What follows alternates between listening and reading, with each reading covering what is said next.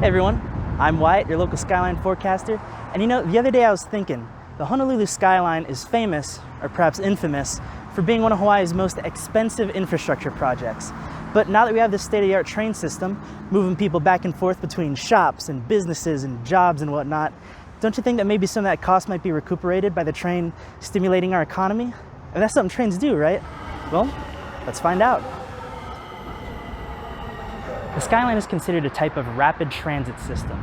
That's any system of trains that takes people back and forth through a densely populated urban area, you know, like Oahu.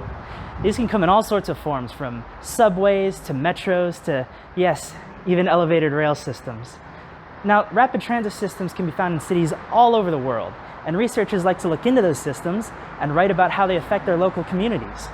For example, rapid transit seems to greatly support local business. A study on the impact of a light rail system in Phoenix, Arizona, found that in areas where new rail stations were being built, a sharp increase in new businesses in those areas soon followed. Likewise, a study for the Journal of Transport and Land Use found a sizable increase in job accessibility after the Hiawatha Line was built in Minneapolis and St. Paul, Minnesota. Could we see something similar here on Oahu? I mean, it's certainly possible, but as construction continues through Kaliki and eventually downtown, some businesses are actually experiencing the opposite. If you've ever driven down Dillingham Boulevard in the last few years, then you've experienced the dreaded maze of cones. These cones have been placed all throughout Dillingham Boulevard in order to make way for rail construction. So as a result, all throughout the boulevard, you'll see these temporary traffic signs have been placed throughout. You'll see these confusing turn-only lanes. You'll also see a bunch of construction vehicles that are routinely blocking traffic. And on top of all of that, aside from like one intersection by Costco, you're not allowed to turn left at any of the intersections on Dillingham, including this one. So it's no wonder why a lot of people nowadays just try to avoid driving on Dillingham as much as they can. And that's hurting the local businesses here. In this article from Civil Beat, the owner of a restaurant on Dillingham Boulevard reported a 50% reduction in sales after construction began. A Hawaii News Now article reported on the owner of a different restaurant on Dillingham who claimed that their sales had reduced by 60%. Now, Dillingham Boulevard is kind of an extreme example. The construction's been especially slow because of all the underground utilities they have to move out of the way first before they can start laying down any of the actual pillars. But as construction continues to move slowly down Dillingham Boulevard and eventually into downtown, it's important to keep in mind the effect of the construction choke. Things are probably going to get worse for businesses before they get any better. Another aspect of the economy that I think is worth considering is housing. You'd think that properties built near a rail station would appreciate more in value over time than properties not near a rail station, on account of the fact that, they're closer to the rail. And you'd be right. A study on a light rail system in New Jersey found that properties built within a quarter-mile radius of any rail station appreciated, on average, 18.4 percentage points more than properties not built near rail stations within the same county. And that's pretty good. But wait, the cost of housing here on Oahu is already really high.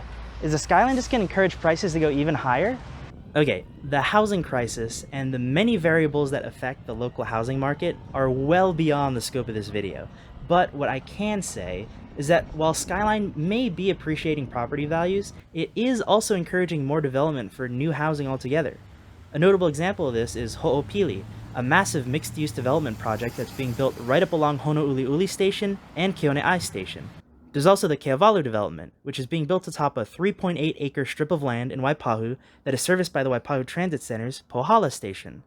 Keavalu is planned to host a bunch of affordable housing units, as well as places for shops and restaurants and all that other good stuff.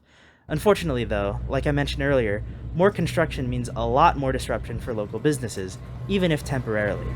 Both the Waipahu Times Supermarket and Waipahu Don Quixote have announced that they're going to close their doors once this new construction starts. Luckily, it's not all doom and gloom.